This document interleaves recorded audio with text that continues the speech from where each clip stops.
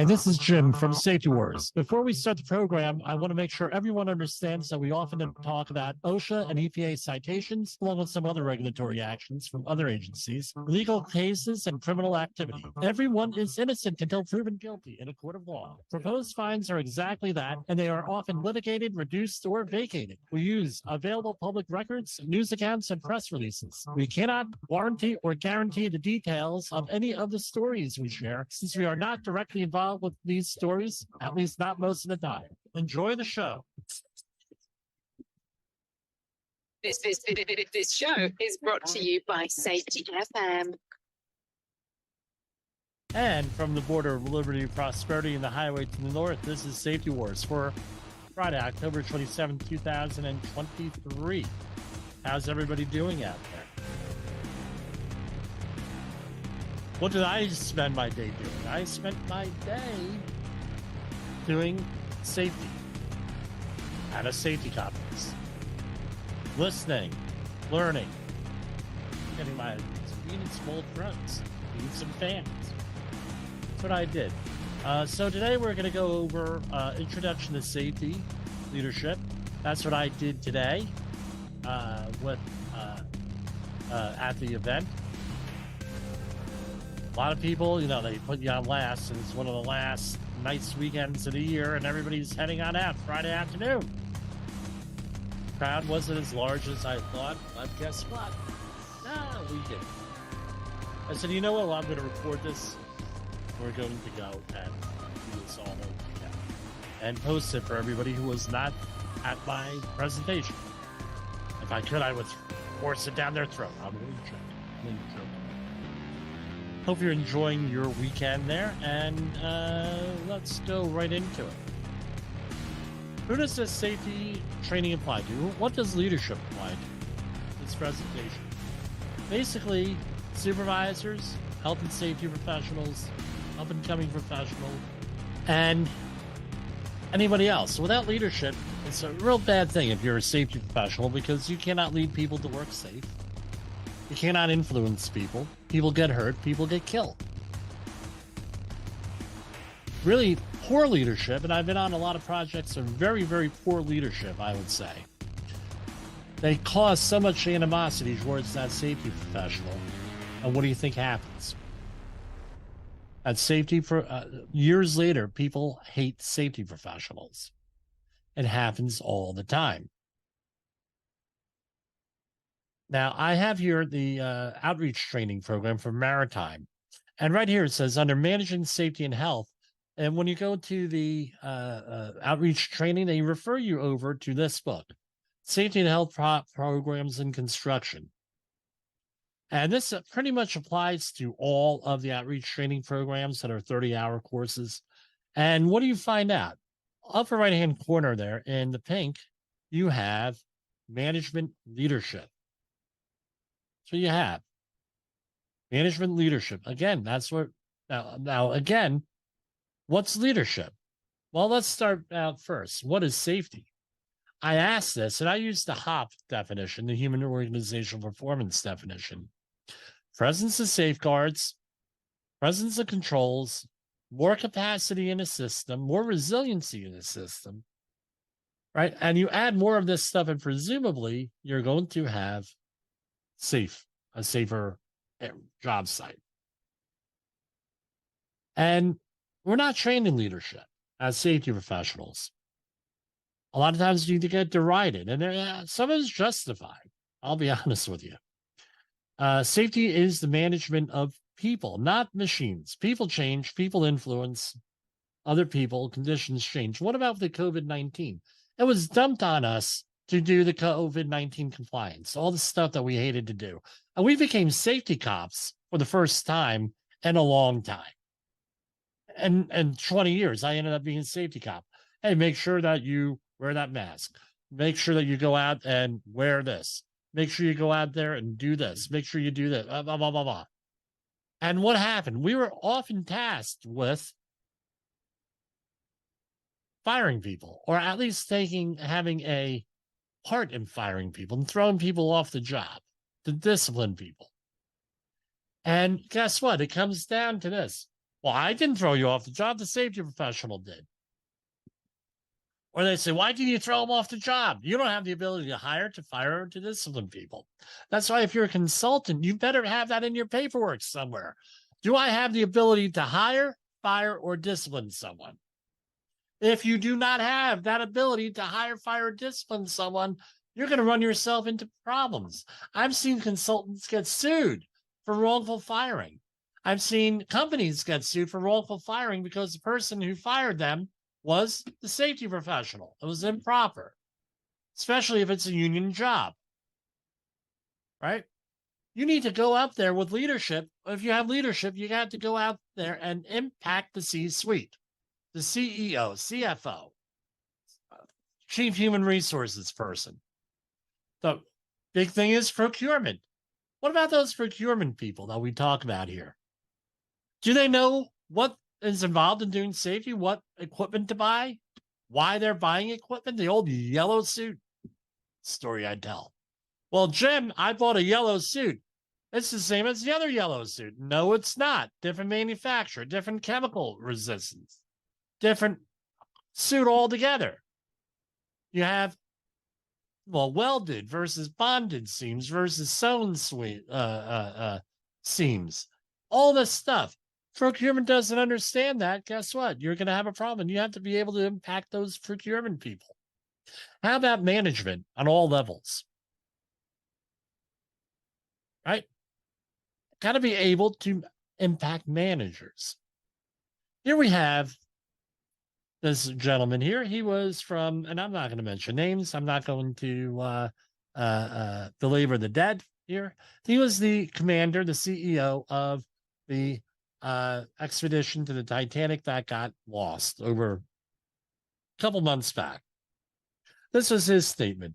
You know, there's a limit. At some point, safety is just pure waste. I mean, if you just want to be safe, don't get out of bed. Don't get in your car. Don't do anything. At some point, you're going to have to take some risk, and it really is a risk-reward question. I think we can do this just as safely by breaking the rules. Oh, your CEOs say that? This is the CEO of this company, right? Your CEOs say that? Where do we start? My story. I did not have, and I don't mean to offend anyone here, I did not have very good leaders.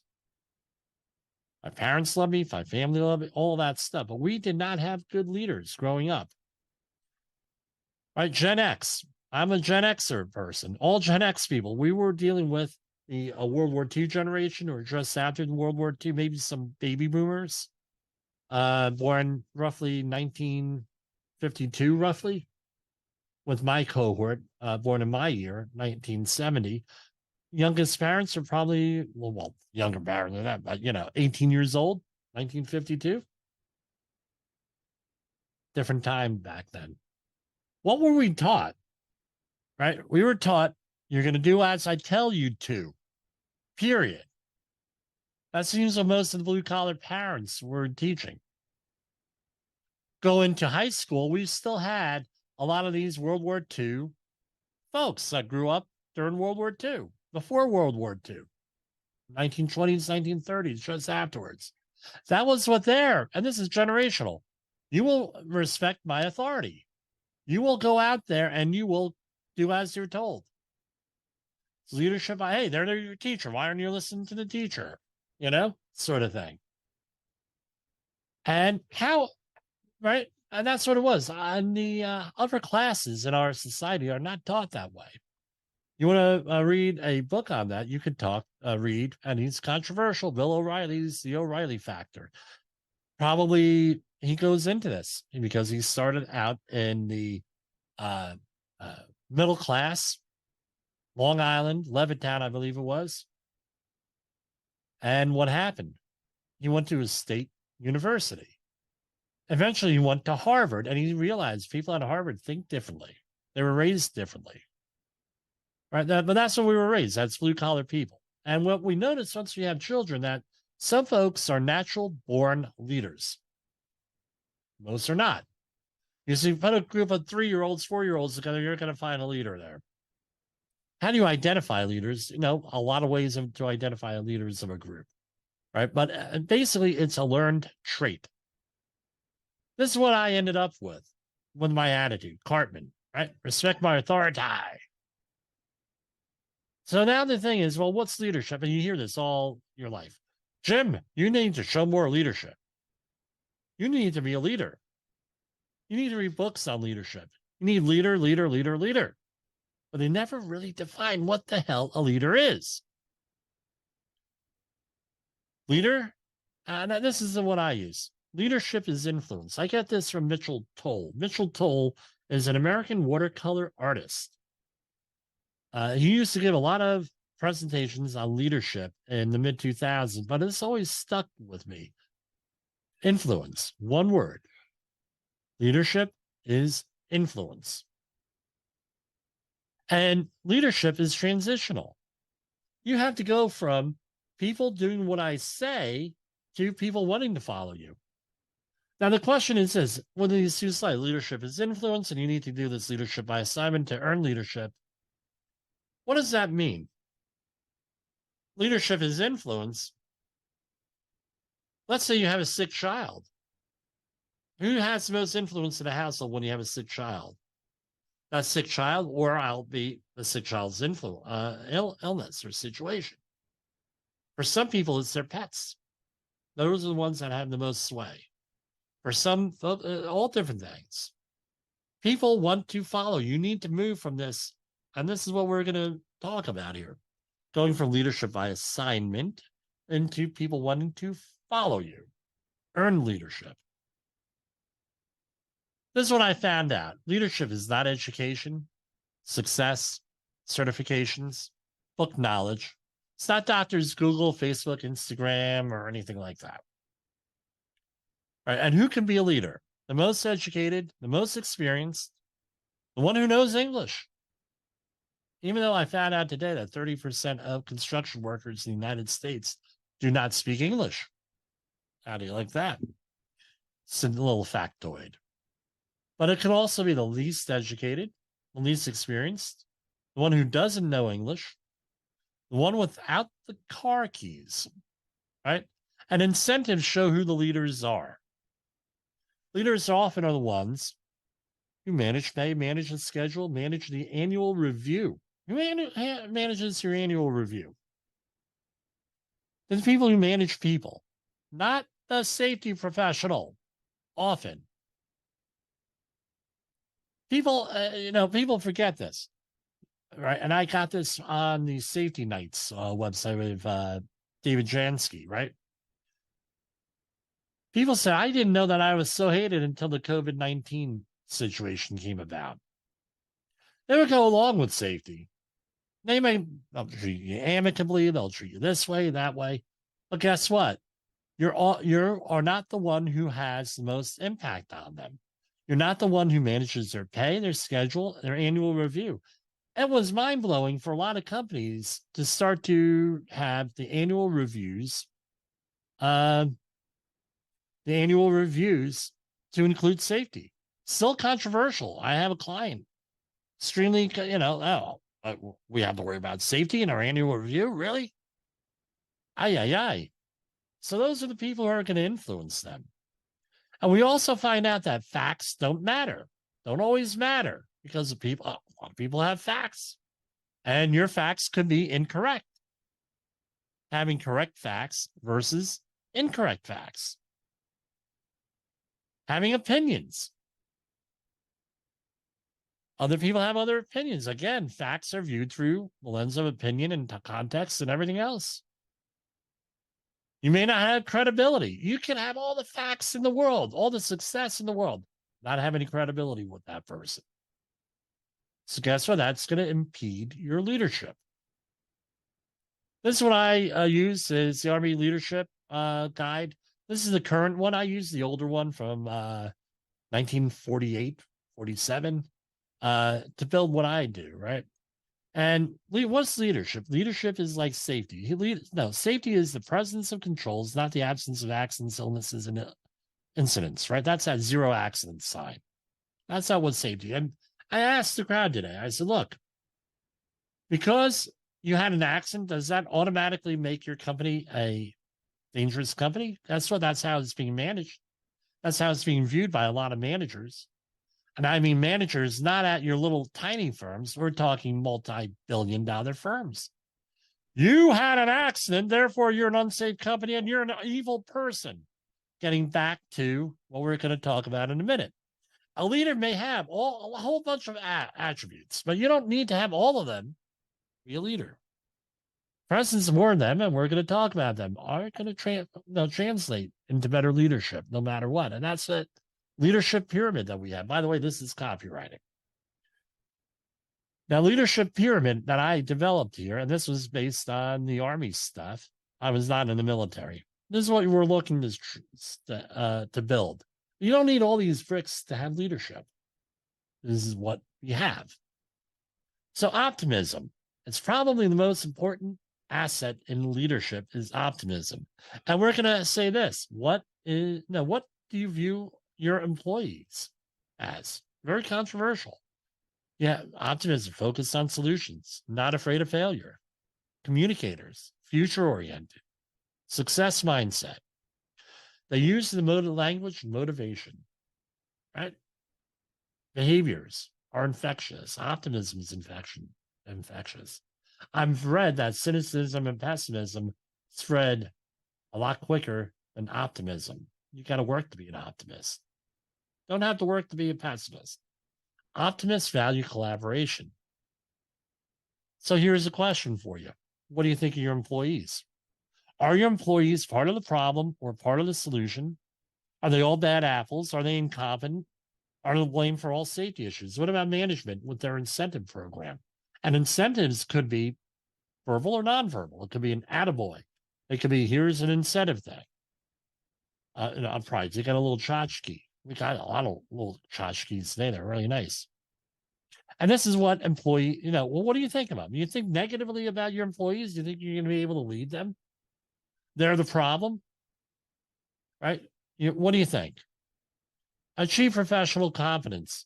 We're out there, and I'm told there are something like 300 credentials for safety. Right? ASV, CSV, CIH, CHSC, OHSD. I know one guy who has them all from the CSV. Incredible. I used the used book services, various internet resources that are reputable other than Instagram, TikTok, Facebook, X, right? And you need to seek experience advice.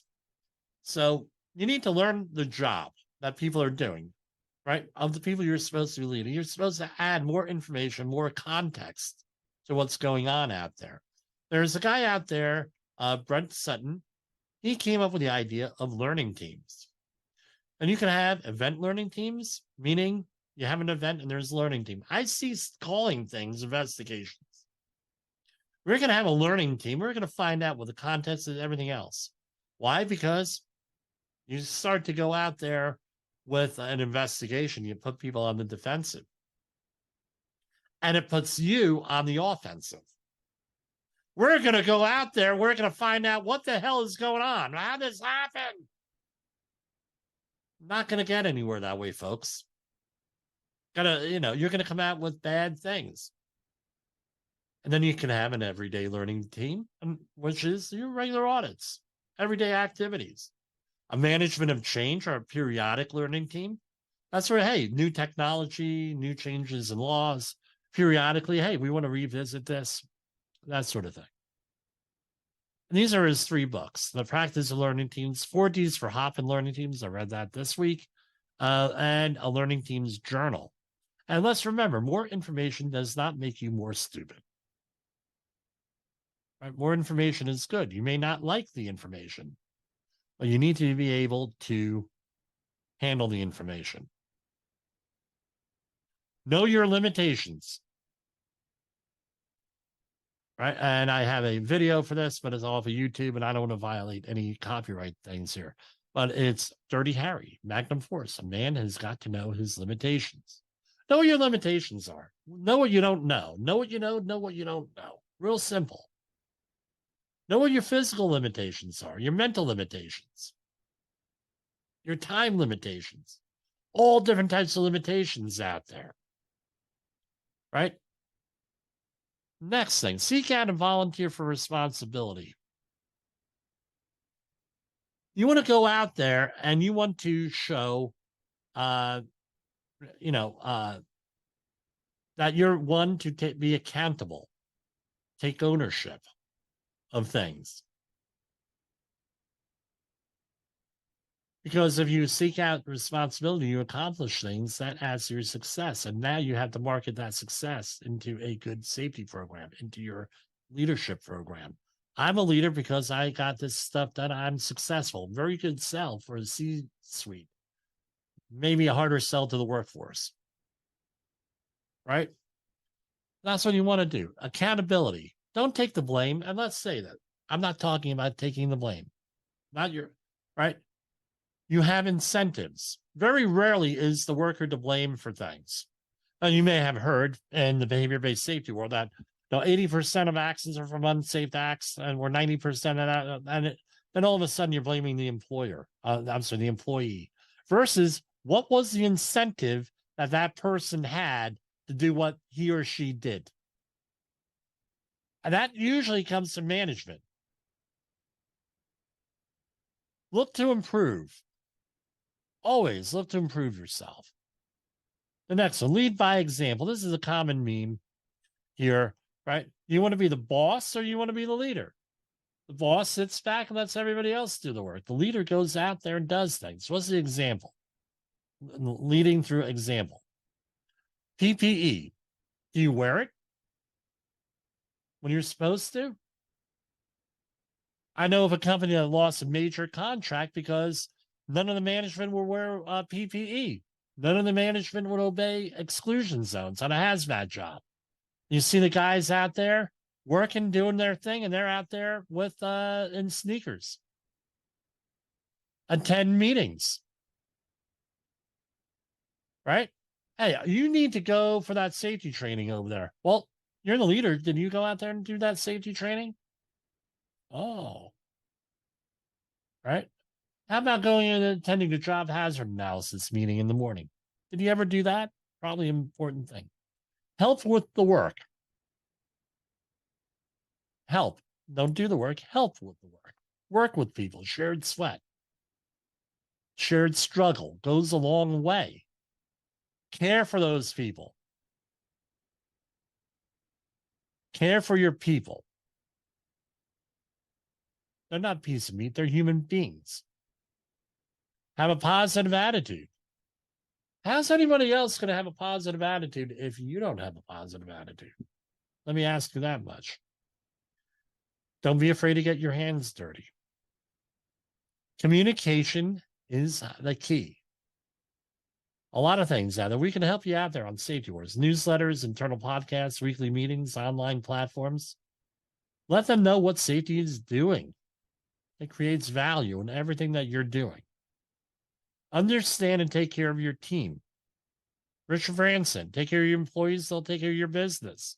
Simple as that. There was a recent interview I heard on Coast to Coast AM of somebody who was into disaster preparation, worked at a very high level of disaster preparation. He was hired by billionaires to help them prepare for disasters. And he told them, they said, well, we have this out there, these, underground bunkers, and we're going to have people there. What do you say? Well, who's your security people? Well, are you afraid of them taking over your bunker? Yeah, I never thought of it. Well, how do we stop that? They said, well, you're a billionaire, right? Yeah. Well, why don't you pay for your security professional's his kid's bar mitzvah confirmation? Why don't you pay for him and his family to go on a nice vacation for 2 weeks? Why don't you take an interest in them? Be their leader. In other words, being their leader. They'll take care of you. Some food for thought there.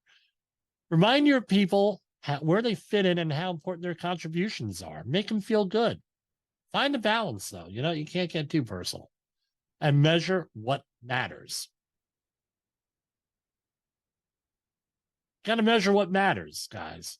In the safety industry, and I watched a presentation this morning. Well, we're going to collect data. This is how we collect data. Here's our software and everything. Okay, all well and good. But if You're not looking at the data. What difference does it make? Why are we collecting if we never look at it? Now, there's certain data we have to collect, but no, what are we doing here? Measure what matters.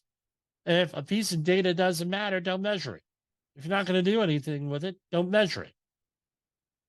Because as the attorney said, you may be hanging yourself later on in litigation because it's all open for discovery. Make sound but timely decisions.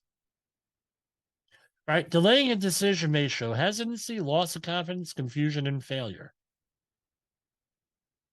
Here's one of my big pet peeves on this stuff. We're all safety professionals here, right? The OSHA 301 incident report needs to be completed within 1 week of the incident. But many job sites require it to be filled out by the end of the shift. And what happens? What's the result? Rushed investigations lead to rushed decisions that may not be right. Don't rush things. Got to make a sound decision. Because if you don't make a sound decision, guess what? You destroy your credibility and inhibit your leadership. That's an impediment. So what do you try to do? Plan ahead. Do fatal flaw analysis. Emergency response plans, crisis management plans, business continuity plans, all different types of scripts. That's what you try to do. Train as a team.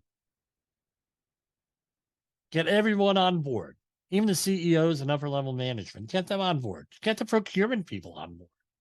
I'm a big fan of the tabletop exercise. That's maybe all that you'll be able to do with a CEO or upper level management. But everyone's got to know what's going on, information. And more information makes you smarter, not dumber. Remember that. Change. Good change and bad change. What do? You have to have continuous improvement. That's change. New technologies. That's change. New ideas. Asking for ideas. Accept the reporting.